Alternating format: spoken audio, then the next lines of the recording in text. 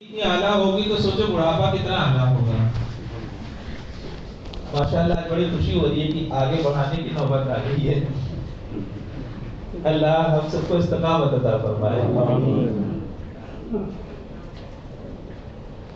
جس کا بچپنا، جس کا دودھ پینے کا زمانہ اتنا اعلیٰ ہو تو آپ سوچو اس کا بچپنا کتنا اعلیٰ ہوگا، ہے نا؟ حضرت محمد کاکیس علیہ الرحمہ، یہ غوث پاک رضی اللہ تعالیٰ عنہ کے بچپنے میں کے بزرگ ہیں، ہے نا؟ یہ بڑھاپے کو پہنچ چکے تھے اور غوث پاک رضی اللہ تعالیٰ عنہ بچپنے میں تھے ابھی۔ کہتے ہیں حضرت محمد کاکیس یہ کون سے بزرگ ہیں؟ تو حضرت شاہ بزاز علی رحمت و رضوان فرماتے ہیں کہ میں نے ایک مرتبہ نبی پاک صلی اللہ تعالی علیہ وسلم کو خواب میں دیکھا۔ نبی پاک صلی اللہ تعالی علیہ وسلم کو خواب میں دیکھا۔ میں نے پوچھا اے اللہ کے پیغمبر، اس زمانے میں حضرت محمد کاکیس کا کیا حال ہے؟ وہ کس مقام اور کس مرتبے پر فائز ہیں؟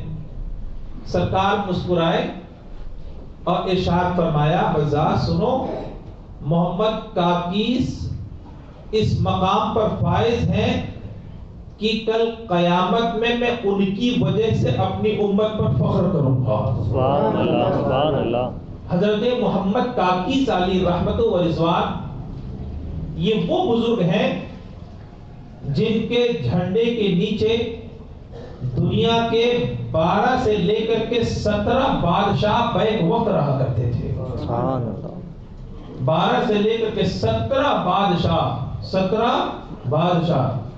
آپ اندازہ لگا سکتے ہیں کہ حضرت محمد کاکیس علیہ رحمت و رضوان کتنے بڑے ولی تھے کہ ان کے حدود ولایت میں صرف اور صرف دنیا کے 17 بادشاہ رہا کرتے تھے، اتنے بڑے بزرگ۔ فرماتے ہیں کہ حضرت محمد کاکیس علیہ رحمت و رضوان ایک مرتبہ واعظ فرما رہے تھے۔ غوث پاک کا بچپنے کا زمانہ تھا۔ غوث پاک رضی اللہ تعالیٰ عنہ آئے آپ کی واعظ کی محفل میں اور بڑے ادب و احترام کے ساتھ بیٹھ گئے۔ ایک بات یاد رکھو، غوث پاک رضی اللہ تعالیٰ عنہ جیسے اپنے زمانے کے اولیاء میں سب سے اعلیٰ، آنے والے زمانے کے سارے اولیاء سے اعلیٰ، ویسے گزشتہ زمانے کے بھی تمام اولیاء سے اعلیٰ ہے۔ ہاں، اپنے ما قبل اور ما بعد دونوں زمانے میں جتنے بھی اولیاء اللہ نے پیدا کیے ان سب میں اعلیٰ ہیں۔ جیسے کہ نبی پاک صلی اللہ تعالی علیہ وسلم جتنے بھی انبیاء کرام گزر گئے اللہ نے سب میں اعلیٰ ہمارے نبی کو پیدا فرمایا، ویسے ہی غوث پاک رضی اللہ تعالی عنہ کو تمام اولیاء میں سب سے اعلیٰ پیدا فرمایا۔ فرماتے ہیں کہ حضرت محمد کاکیس علیہ رحمت و رضوان واعظ و نصیحت کی محفل سجائے ہوئے تھے اور حضرت غوث پاک رضی اللہ تعالیٰ عنہ کے بچپنے کا زمانہ، سرکار غوث پاک رضی اللہ تعالیٰ عنہ آئے اور ادب کے ساتھ بیٹھ گئے۔ تو اس سے کیا بات معلوم ہوئی کہ اللہ کے ولی تو اللہ ہی کے ولی ہوتے ہیں، کسی کو چھوٹا اور بڑا نہ سمجھا جائے۔ اگر آدمی ان کی بارگاہ پہ جائے تو زانوئے ادب طے کرے، وہاں پہ اکڑ نہ دکھائے، ہے نا؟ کبھی بھی گستاخی نہیں ہونی چاہیے۔ بتاؤ غوث پاک حضرت محمد کاکیس سے بڑے؟ کہاں، یقین بڑے، لیکن گئے تو بڑے ادب کے ساتھ دوزانوں آپ کی محفل میں بیٹھ گئے۔ اور کمال ہے حضرت محمد کاکیس علیہ رحمت و رضوان کا، آپ نے اپنے خلفاء کو فرمایا اس بچے کو اٹھاؤ اور میری محفل سے باہر کر دو، میری محفل سے باہر کر دو۔ لوگوں نے اٹھایا اور غوث پاک کو محفل سے باہر کر دیا۔ تو ہونا یہ چاہیے تھا کہ غوث پاک کو غصہ آ جاتا، غوث پاک رضی اللہ تعالیٰ عنہ کو غصہ آ جاتا، لیکن کمال ہے حضرت غوث پاک مسکراتے ہوئے دوبارہ آ کر کے بیٹھ گئے، ہے نا؟ اگر آپ میں سے کسی کو میں کہہ دوں بھیا ان کو باہر نکال دو تو مسکراہٹ تو دور کی بات، وہ مجھے پہ برس پڑیں گے بھیا مجھ سے کون سے خطا ہو گئی یا کون سا جرم ہو گیا جس کی وجہ سے مجھے باہر نکالا. لیکن ایسا نہیں، ایسا نہیں. یہ تو نکالنے والا سمجھ رہا تھا اور نکلنے والا سمجھ رہا تھا. بیچ کے لوگوں کی کیا خبر تھی؟ چنانچہ حضرت محمد کاکی علیہ الرحمہ نے اپنے خلیفہ سے کہا کہ ان کو نکال کر کے ہماری مجلس سے باہر کر دو. چنانچہ انہوں نے واپس باہر کر دیا. تو بجائے اس کے کہ حضرت غوث پاک رضی اللہ تعالی عنہ کو غصہ آ جاتا، تیش آ جاتا، میری ہدف ہو گئی، میری بے عزتی ہو گئی، اچھا کچھ بھی نہیں، نکالا گیا تو آپ نکل بھی گئے، اور جب باہر چھوڑ کر کے خلیفہ آ کر کے حضرت محمد کاکیز کے پاس بیٹھے تو پھر مسکراتے ہوئے آئے اور جہاں بیٹھے تھے وہی تو زانو بیٹھ گئے، وہی تو زانو بیٹھ گئے. حضرت محمد کاکی علیہ رحمت و رضوان کی دوبارہ نظر پڑی تو آپ نے پھر اپنے دوسرے خلیفوں کو کہا کہ اس بچے کو میں نے کہا تھا باہر نکالنے کے لیے، تم نے نکالا نہیں. کہا حضور ابھی نکال کر کے آتا ہوں. پھر اٹھایا بچے کو، اٹھا کر کے مجلس سے باہر چھوڑ دیا، اٹھا کر کے مجلس سے باہر چھوڑ دیا. اللہ اکبر. غوث پاک کو پھر بھی غصہ نہیں آیا. حضرت غوث پاک رضی اللہ تعالیٰ عنہ کو پھر بھی غصہ نہیں آیا. آپ پھر مسکراتے ہوئے آئے اور جہاں بیٹھے تھے وہی دو زانو دوبارہ بیٹھ گئے. اب حضرت محمد کاکیس نے تیسری مرتبہ جب دیکھا تو ارشاد فرمایا ان کو لے جا کے مجلس سے دور چھوڑ کر کے آ جاؤ، مجلس سے دور چھوڑ کر کے آ جاؤ. ایک تیسرا خلیفہ اٹھا اور اس نے حضرت غوث پاک کو اٹھایا اور مجلس سے دور لے جا کر کے چھوڑ دیا. حضرت غوث پاک ٹہلتے ہوئے آئے، پھر وہیں پر آ کر کے بیٹھ گئے. لوگوں نے کہا حضور یہ کیا ماجرا ہے، ہم بار بار اس بچے کو باہر نکال رہے ہیں اور یہ دوبارہ آ کر کے بیٹھ جا رہا ہے.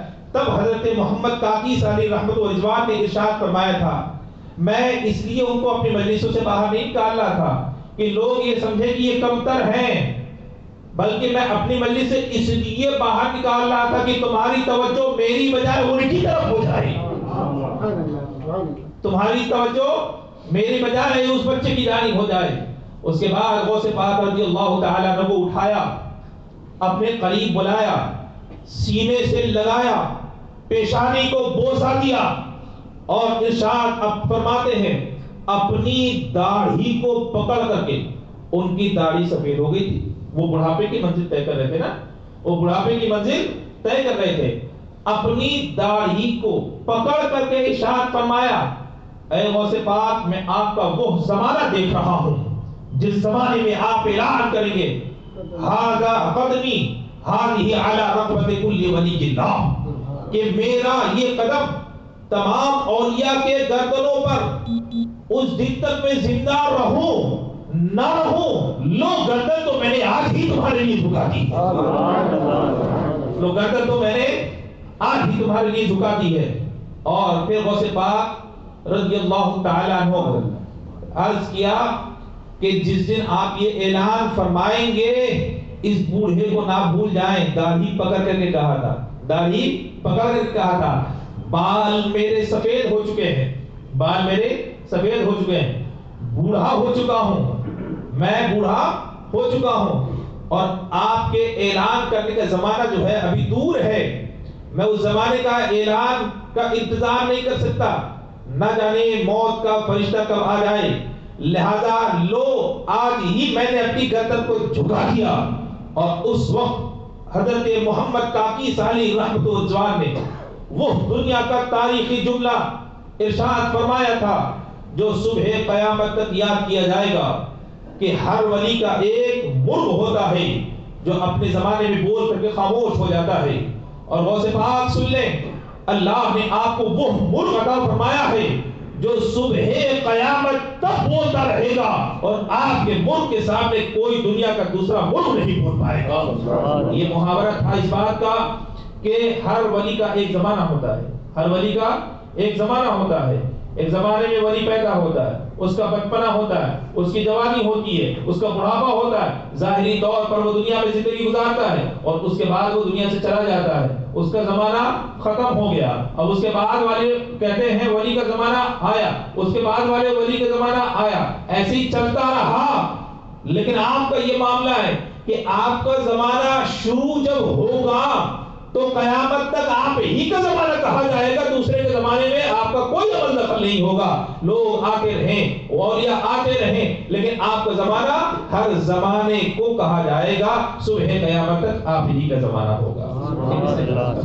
یہ کس نے کہا تھا؟ حضرت محمد کاکیز علیہ رحمت و رضوان نے فرمایا تھا۔ حضرت محمد کاکیز علیہ رحمت و رضوان نے فرمایا تھا۔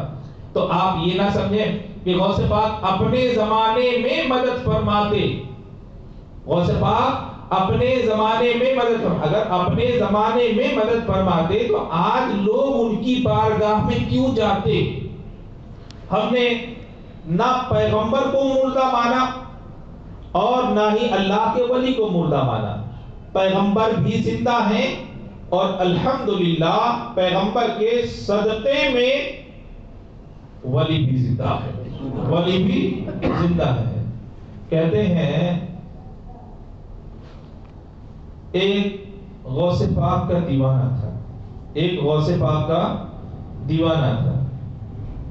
قلندروں کی زندگی بھی بڑی عجیب ہوتی ہے، قلندروں کی زندگی، اور میں اس زندگی کو پسند کرتا ہوں۔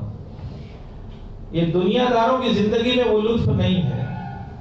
آپ بیٹھو گے تو وہ آپ کو دنیا داری کی باتیں بتائیں گے، وہ آپ کو دنیا داری کی باتیں بتائیں گے کہ ایسے ہوتا ہے، اس میں یہ چیزیں ہوتی ہیں، اس طرح سے مال زیادہ کمایا جا سکتا ہے، اس طرح سے یہ ہوگا۔ یہ دنیا داروں کی محفل میں بیٹھو گے تو دنیا داری تو بتائی جائے گی۔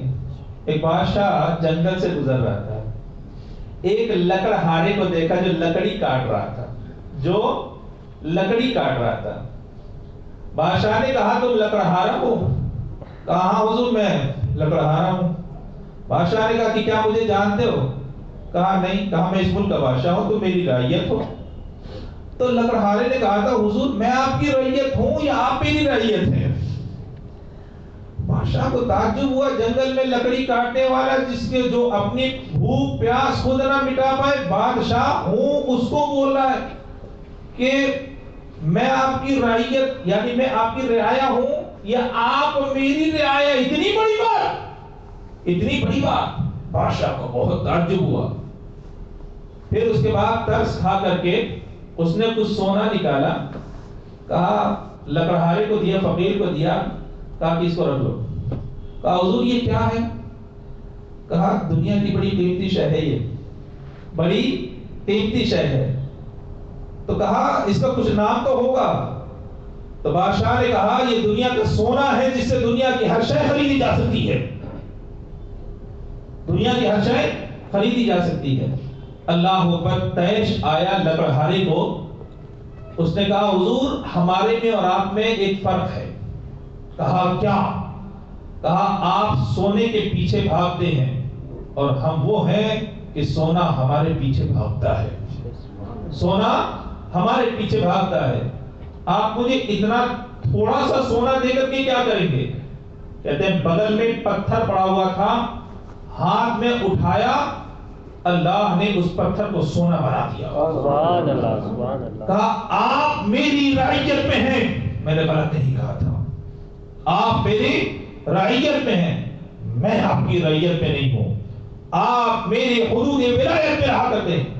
آپ کی سلطنت تو اس وقت تک ہے جب تک کہ آپ کی بادشاہت ہے، آپ کا لشکر ہے، آپ کی طاقت ہے، اور طاقت ہونے کے باوجود بھی اگر دوسرے نے حملہ کر دیا اور وہ غالب آ گیا تو جو بھی طاقت ہے وہ بھی ختم ہو جائے گی۔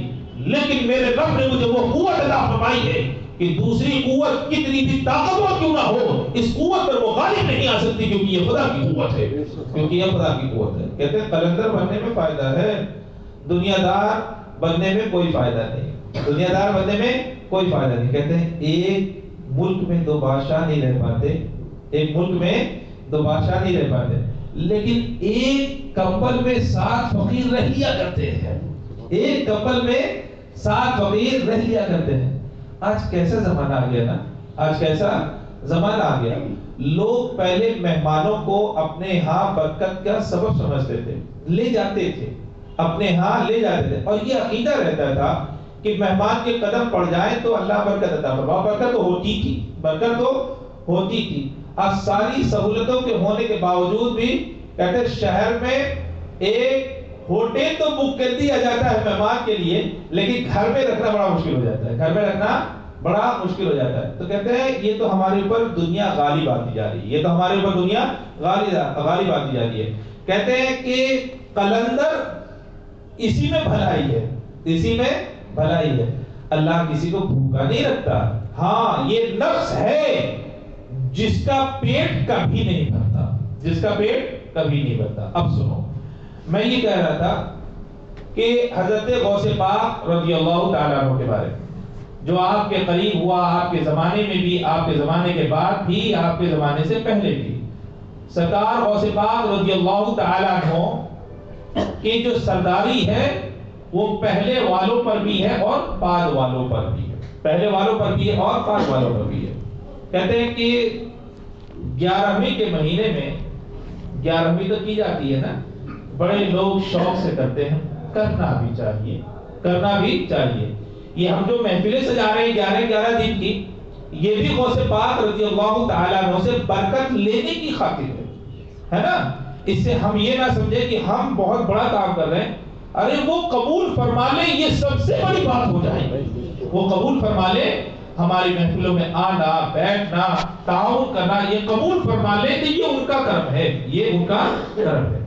کہتے ہیں غوث پاک رضی اللہ تعالیٰ عنہ کا ایک ایسا بھی دیوانہ تھا جس نے غوث پاک رضی اللہ تعالیٰ عنہ کو دیکھا نہیں تھا، لیکن 11ویں شریف بڑے مزے سے کرتا تھا اور دھوم دھام سے کرتا تھا، دھوم دھام سے کرتا تھا۔ اس کے بارے میں آتا یہ ہے کہ ایک سال 11ویں کرنے کے جب قریب ہوا، اس کی طبیعت خراب ہونے لگی، اور 11ویں جیسے جیسے قریب آتی گئی اس کی طبیعت اتنی خراب ہوئی کہ وہ مرنے کے قریب ہو گیا۔ بڑے بڑے اطباء کو دکھایا گیا تو اطباء نے یہ مشورہ دیا کہ یہ مرنے کے قریب ہیں، اب کوئی علاج جو ہے وہ کارگر نہ ہوگا اور کوئی علاج ان کو فائدہ نہ دے گا، بس یہ ہے کہ ان سے وصیت سن لو، یہ جو بولنا چاہیں ان کی باتوں کو سن لو اور جو پورا کر سکتے ہو کر لو، اس کے علاوہ کوئی چارہ کار نہیں ہے۔ چنانچہ کہتے ہیں جیسے جیسے دن قریب آتے گئے گھر میں ماتم منایا جاتا رہا کہ اب بہت کم دن کے مہمان ہیں، بیوی الگ رو رہی تھی، بچے الگ رو رہے تھے۔ چنانچہ جب اس آدمی کو معلوم ہوا کہ میرے بارے میں اطباء نے ایسا کہہ دیا ہے تو اس نے کہا گھبرانے کی کوئی ضرورت نہیں ہے، جان تو رب کی ہے، یہ تو امانت ہے، وہ جب چاہتا ہے دے دیتا ہے، جب چاہتا ہے واپس لے لیتا ہے، جب چاہتا ہے دے دیتا ہے، جب چاہتا ہے واپس لے لیتا ہے۔ دنیا سے اتنا دل نہیں لگانا چاہیے کہ جاتے وقت رونا آ جائے، دنیا سے اتنا دل نہیں لگانا چاہیے۔ کیوں؟ کیونکہ یہاں پر کوئی چیز ہمیشہ کے لیے پیدا ہی نہیں کی گئی ہے، یہاں پر کوئی بھی چیز ہمیشہ کے لیے پیدا ہی نہیں کی گئی ہے، تو اسی لیے دنیا سے زیادہ دل نہیں لگانا چاہیے۔ کہتے ہیں دو ذاتیں ہیں جن سے سب سے زیادہ دل لگایا جاتا ہے، کہتے ہیں کہ یا تو اللہ سے دل لگاؤ یا اللہ والوں سے دل لگاؤ، یا اللہ والوں سے دل لگاؤ۔ تو اس نے اللہ والے سے دل لگا رکھا تھا۔ کہتے ہیں کہ اس کے موت کا جب وقت آیا تو اس نے ایک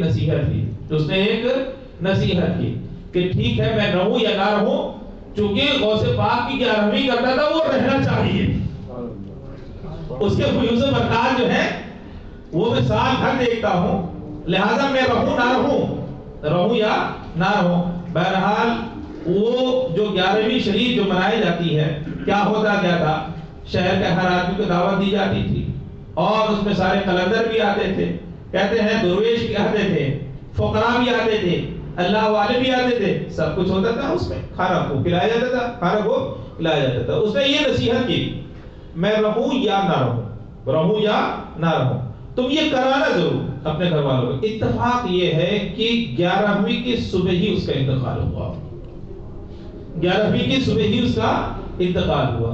اب معاملہ یہ کہ اب 11ویں کریں یا ادھر تدبیر کریں۔ ہاں 11ویں کا دن تو متعین ہے، لہذا اسے نہلا کر کے کمرے میں رکھ دیا گیا، نہلا کر کے کمرے میں رکھ دیا گیا، اور پھر اس کے بعد جو دعوتوں کا اہتمام تھا وہ کیا جانے لگا اور کھانا پکایا گیا۔ سارے جو شہر کے فقراء تھے سب کو دعوت دی گئی، سب آئے، کھا کر کے جاتے رہے، دسترخوان لگتا رہا اور پھر جو ہے کھانا ختم ہوتا رہا۔ لیکن اسی درمیان میں ایک قلندر ایسا بھی آیا جس نے ضد پکڑ لی، کہا تم کو کیا ہو گیا، کھانا کیوں نہیں کھا رہے؟ کہا ہر سال گھر والے کے ساتھ کھاتا تھا، ہر سال گھر والے کے ساتھ کھاتا تھا، آج بغیر گھر والے کے کیسے کھا لو؟ بچوں نے سمجھایا کہ دیکھو وہ ابھی موجود نہیں ہے، وہ ابھی موجود نہیں ہے، اور انہی کے کہنے کی وجہ سے ہم کھانے کا اہتمام کر رہے ہیں، لہذا کھانا کھا لو۔ لیکن قلندر جہاں اٹک جاتا ہے پھر نکلتا نہیں ہے، کہا نا کھاؤں گا تو انہی کے ساتھ کھاؤں گا۔ اب گھر والے کیسے بتائیں؟ بڑے مشکل سے آنسوؤں کو روک کر کے رکھا تھا نا، بڑی مشکل سے آنسوؤں کو روک کر کے رکھا تھا۔ بیٹا تھا رونے لگا، کہا اے قلندر تو ذکر ہے، ہاتھ پکڑ کر لے کر کے گیا اور کمرے میں لے کر کے گیا، اور اس کے بعد اس نے بتایا کہ والد گرامی کا انتقال ہو گیا، اب تو ضد نہ کر، اب تو تم نے سن لیا نا انتقال ہو گیا ہے۔ چنانچہ پھر دسترخوان لگایا اور اس کے سامنے کھانا لگا دیا، لیکن قلندر تھا کہ ضد پکڑ گیا، کہا کھاؤں گا تو گھر والوں کے ساتھ ہی کھاؤں گا، کھاؤں گا تو گھر والوں کے ساتھ ہی کھاؤں گا۔ اللہ وہ بیٹے سے جب برداشت نہ ہوا، اس نے یہی تو کہا تھا کیا تجھے میرے اوپر بھروسہ نہیں، میں جھوٹ بول رہا ہوں، میں غلط بیانی سے کام لے رہا ہوں؟ وہ ہاتھ پکڑ کر کے لے کے گیا، اس کمرے میں لے کر کے گیا، چادر ہٹا کر کے دکھایا تھا، دیکھ میرے باپ کا چہرہ جو صبح سے کچھ نہیں بولا، جو دیکھ میرے باپ کا چہرہ جو صبح سے بسترے پر پڑا ہوا ہے، آج اس کے جس میں جان نہیں ہے، آج وہ بول نہیں رہا، آج وہ دیکھ نہیں رہا۔ ہر سال وہ تجھے اپنے ہاتھ سے کھلاتا تھا، ہر سال وہ تجھے اپنے ہاتھ سے کھلاتا تھا، آج اس کے ہاتھ اٹھنے کے قابل نہ رہے، آج اس کے ہاتھ اٹھنے کے قابل نہ رہے۔ اللہ اکبر۔ قلندر جب اٹک جاتا ہے تو اٹک ہی جاتا ہے، کہا کھاؤں گا تو اسی کے ساتھ کھاؤں گا، کھاؤں گا تو اسی کے ساتھ کھاؤں گا۔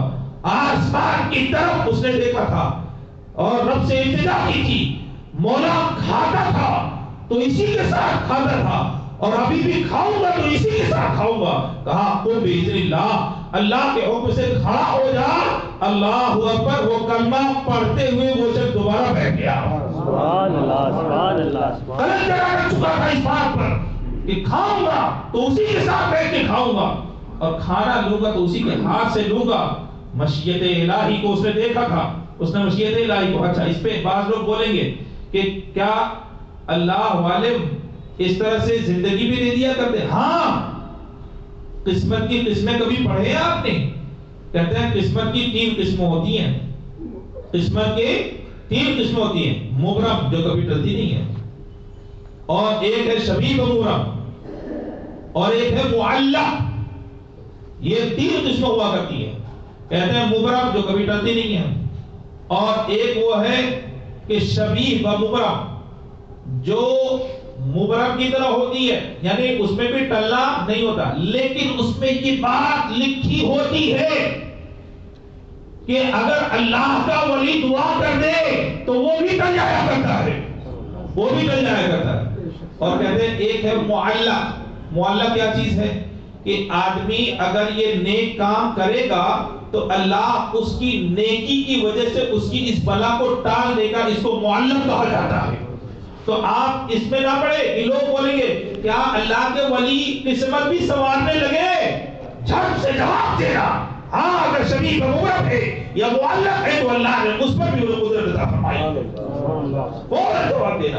بھائی قسمت کی 3 قسمیں ہوتی ہیں، میں نے بتایا نا، ہاں، تو اس میں سے 2 ایسی ہیں جس پر اللہ نے اپنے ولیوں کو قدرت عطا فرمائی ہے، ہاں، جس پر 2 پر اللہ نے اپنے ولی کو قدرت عطا فرمائی ہے۔ کتنے ہی اتنے ایسے واقعے۔ حضرت غوث پاک رضی اللہ تعالیٰ عنہ کی بارگاہ میں ایک راہب آیا، ایک راہب مطلب یوں سمجھ لو آج کا پادری آیا، اس نے اسلام قبول کر لیا، اس نے اسلام قبول کر لیا، غوث پاک نے پوچھا بھائی تم تو عیسائی تھے، تم نے اسلام کیوں قبول کیا؟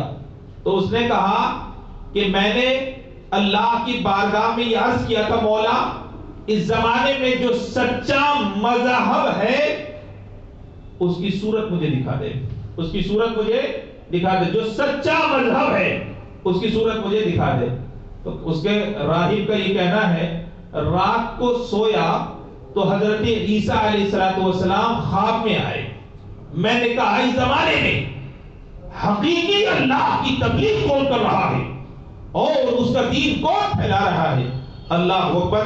حضرت عیسیٰ علیہ السلام نے حضرت غوث پاک کی طرف اشارہ فرما کر کے کہا کہ دیکھو تم بغداد جاؤ اور ان کے دستے حق پرست پر اسلام کو قبول کر لو، آج پورے روئے زمین پر اللہ کا دین اگر کوئی پھیلا رہا ہے تو وہ حضرت غوث پاک پھیلا رہے ہیں، وہ حضرت غوث پاک رضی اللہ تعالیٰ عنہ پھیلا رہے ہیں۔ تو یہ تو غوث پاک وہ ہیں جن کی پاکی کی شہادت انبیاء اعظام نے دی ہے، جن کی پاکی کی شہادت جو ہے انبیاء علیہ السلام نے شہادت دی ہے۔ تبھی تو حضرت عیسیٰ علیہ السلام نے کیا ارشاد فرمایا، اس زمانے میں اللہ کے دین کی کوئی تبلیغ کر رہا ہے تو وہ حضرت غوث پاک رضی اللہ تعالیٰ۔ بہت مشہور واقعہ ہے، ابو غالب بغداد کا بہت مشہور تاجر تھا، ہے نا، ابو غالب بہت مشہور تاجر تھا، اور کمال یہ ہے کہ حضرت غوث پاک کا مرید بھی تھا۔ ایک بات یاد رکھو، عام طور پر یہ بات دیکھی گئی ہے کہ سرکار نے اصل میں فرمایا، سرکار سے پوچھا گیا کہ سب سے اچھا عمل کون سا ہے، ای العمل افضل، ہے نا، اچھا عمل کون سا؟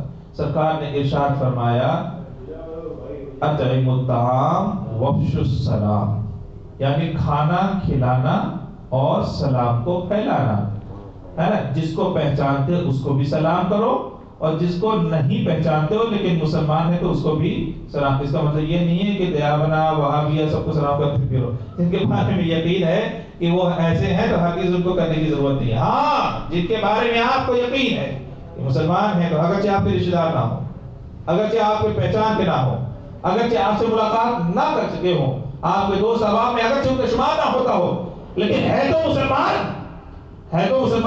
لہذا ان کو سلام بھی کیا جائے، مسافہ بھی کیا جائے۔ سرکار نے یہ دو تعلیمات دی، ہے نا۔ پوچھا کہ کون سا افضل عمل ہے، ارشاد فرمایا کھانا کھلانا۔ کہا کھانا کیوں کھلایا جاتا ہے، کھانا کیوں کھلایا جاتا ہے؟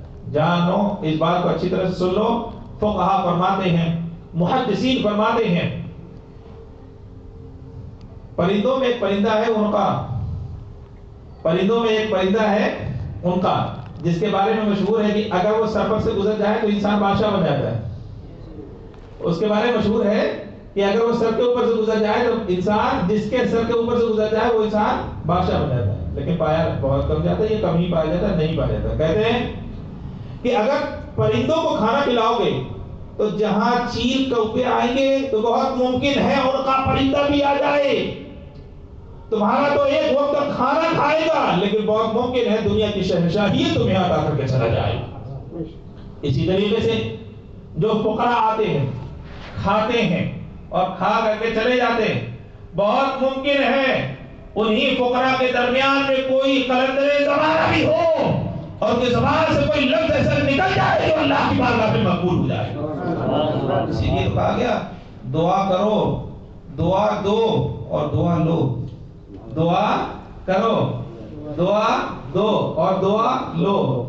دعا جو ہے عین عبادت ہے، اللہ اسے پسند فرماتا ہے۔ کہتا ہے ابو غالب سرکار غوث پاک رضی اللہ تعالیٰ عنہ کا مرید تھا اور بغداد کا مشہور تاجر تھا۔ اب اس کے ہاں جو دعوت ہوتی تھی بڑے اہتمام کے ساتھ، آدھا بغداد اس کے گھر میں آ جایا کرتا تھا، آدھا بغداد گھر میں آ جاتا۔ ایک مرتبہ اس نے بڑی جرأت کر کے حضرت غوث پاک رضی اللہ تعالیٰ عنہ کی بارگاہ میں حضرت علی بن حیدی کے توسط سے دعوت کو پہنچایا۔ پیر تھے نا حضرت غوث پاک رضی اللہ تعالیٰ عنہ، پیر تھے نا۔ مرید اتنی جلدی، بیٹا اپنے باپ سے جلدی نہیں بولتا، ماں سے جلدی بولتا ہے، ہے نا, باپ سے جلدی نہیں ہوتا, ہیبت رہتی ہے. ایسے ہی جو مرید ہوتا ہے براہ راست اپنے پیر سے جلدی کچھ نہیں بول پاتا. ہاں اگر کوئی اس طرح کی بات ہوتی ہے جو پہنچانا ضروری ہے تو پہنچاتا ہے. تو انہوں نے حضرت علی بن حیدی کے سامنے یہ بات رکھی اور ان کے توسط سے غوث پاک رضی اللہ تعالیٰ عنہ کی بارگاہ میں پہنچے. کہا حضور ہمارے یہاں. حضرت غوث پاک رضی اللہ تعالیٰ عنہ نے سر اٹھا کر کے دیکھا اور پھر کہا رک جاؤ. پھر مکاشفہ کیا, پھر کشف کرنے کے بعد کہا کہ ٹھیک ہے تمہاری دعوت ہمیں قبول ہے, تمہاری دعوت ہمیں قبول ہے. ابو غالب نے دعوت کا اہتمام کیا. آپ جانتے ہیں اس کا ایک بچہ تھا اور یوں کہہ لیں اس کا ایک ہی بچہ تھا, ایک ہی بچہ تھا. لولہا تھا, ہاتھ نہیں کام کرتے تھے, لنگڑا تھا, پاؤں بھی نہیں کام کرتے تھے, اور یوں سمجھ لیں ایک طرح سے وہ اپاہج تھا, بول بھی نہیں پاتا تھا. ایک طرح سے وہ اپاہج تھا اور بول بھی نہیں پاتا تھا. تو ابو غالب نے یہ سوچا تھا کہ جس وقت غوث پاک رضی اللہ تعالیٰ عنہ آئیں گے, تمام فقراء کی دعوت دی جائے گی, اس وقت ایک ٹوکرے میں بند کر کے اس کو لا کر کے رکھ دوں گا, ایک ٹوکرے میں بند کر کے اسے لا کر کے رکھ دوں گا. فقراء دعا دے کر کے جائیں گے, بہت ممکن ہے کہ کسی کی دعا لگ جائے, کسی کی دعا لگ جائے. اللہ اکبر. ابو غالب کو اس بات کا احساس تھا کہ میرے بعد میرے مسند پر بیٹھنے والا میری نسل سے کوئی نہ رہا. یہ آخری بات تھی کہ تمام بزرگوں کو اپنی بارگاہ میں بلایا, تمام بزرگوں کو اپنے گھر میں دعوت دے کر کے اس نے بلایا.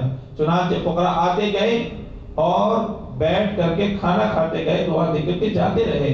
حضرت غوث پاک رضی اللہ تعالی عنہ بھی آئے, حضرت علی بن حیدی بھی آئے اور دونوں آ کے دسترخوان پہ بیٹھ گئے. غوث پاک رضی اللہ تعالیٰ عنہ کے سامنے کھانا رکھ دیا گیا. آپ نے گردن کو جھکا لیا, آپ نے گردن کو جھکا لیا, اور پھر جب گردن کو اٹھایا تو کہا ہم اکیلے نہیں کھائیں گے. ارشاد فرمایا ہم اکیلے نہیں کھائیں گے, ٹوکرے میں جو رکھا ہے اس کو بھی بلاؤ. زمانے کی نظر سے وہ بچہ پوشیدہ ہے, لیکن اللہ والوں کی نظر سے وہ پوشیدہ رہ سکتا ہے. اور جس کا اعلان ہو نظر تو الہ بلاد اللہ جمعا, ارے میں تو ساری کائنات کو ایسے دیکھ لیتا ہوں جیسے آدمی ہتھیلی پہ رائی کا دانہ رکھ کر کے دیکھ لیا کرتا ہے. تو کیا ٹوکرے میں رکھی ہوئی چیز حضرت غوث پاک سے مخفی رہ سکتی ہے؟ کیا ان کی نظر سے کوئی چیز چھپائی جا سکتی ہے؟ اللہ اکبر. غوث پاک رضی اللہ تعالیٰ عنہ نے ارشاد فرمایا اس ٹوکرے سے نکالو تو صحیح.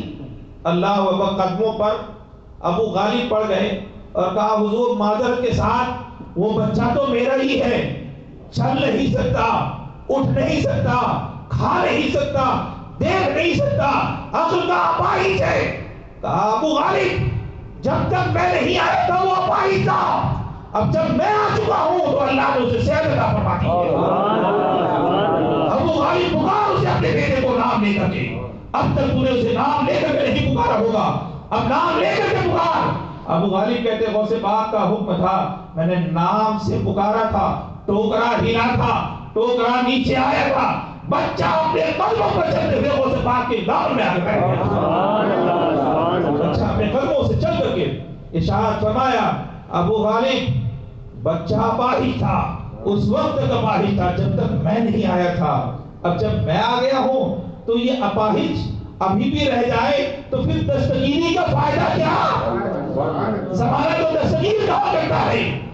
کچھ چیزیں مانگی جاتی ہیں اور کچھ چیزیں بغیر مانگے دی جاتی ہیں, بغیر مانگے دی جاتی ہیں. تو اللہ تبارک و تعالیٰ نے انہیں وہ قوت عطا فرمائی, انہیں وہ طاقت عطا فرمائی. اچھا یہ دستگیری جو ہے یہ ایسا نہیں ہے کہ صرف غوث پاک رضی اللہ تعالیٰ عنہ کے زمانے تک, ارے ان کی دستگیری تو اس زمانے میں بھی تھی, ان کے بعد والے زمانے میں بھی ہے, اور آج بھی ہے اور صبح قیامت تک رہے گی. بات صرف اتنی ہے کہ ہم ہی کو مانگنے کا سلیقہ نہیں آتا, ہم ہی کو مانگنے کا سلیقہ نہیں آتا.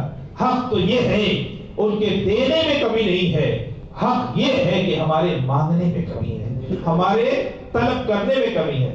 ہم ایک طرف مانگتے بھی ہیں اور دوسری طرف یہ بھی دل میں لگا رہتا ہے کہ پتہ نہیں دیں گے کہ نہیں دیں گے, ہے کہ نہیں؟ ہاں ہمارے دل میں تو یہ بھی بات رہتی ہے, پتہ نہیں دیں گے کہ یہ جو پتہ نہیں ہے نا, یہی لوگ اپنی بارگاہ میں جو بلواتے تھے اور یہ 40 دن کا جو چلا کرواتے تھے، یہی پتہ نہیں کو نکلواتے تھے، اور ایک بات دل میں جمتی تھی کہ بخدا خدا کا یہی ہے در، جب در یہی ہے تو مانگو اس یقین کے ساتھ کہ ملے گا تو یہی سے ملے گا اور اللہ عطا فرمائے گا۔ وہاں پہ پتہ نہیں کا لفظ نہیں ہونا چاہیے، وہاں پہ پتہ نہیں کا لفظ نہیں ہونا چاہیے، وہاں پہ یہ بات کا یقین ہونا چاہیے کہ یہی ہے، ہم صحیح جگہ پر آئے ہیں، ہم صحیح جگہ پر آئے ہیں، تو وہ بھی عطا فرماتے ہیں، وہ بھی عطا فرماتے ہیں۔ اللہ تبارک و تعالی ہماری محافل کو قبول فرمائے، اپنے فیضان کو جاری فرمائے، غوث پاک کی محبت ہم سب کو عطا فرمائے، اور ان کے مشن پر ہم سب کو عمل کرنے کی توفیق عطا فرمائے۔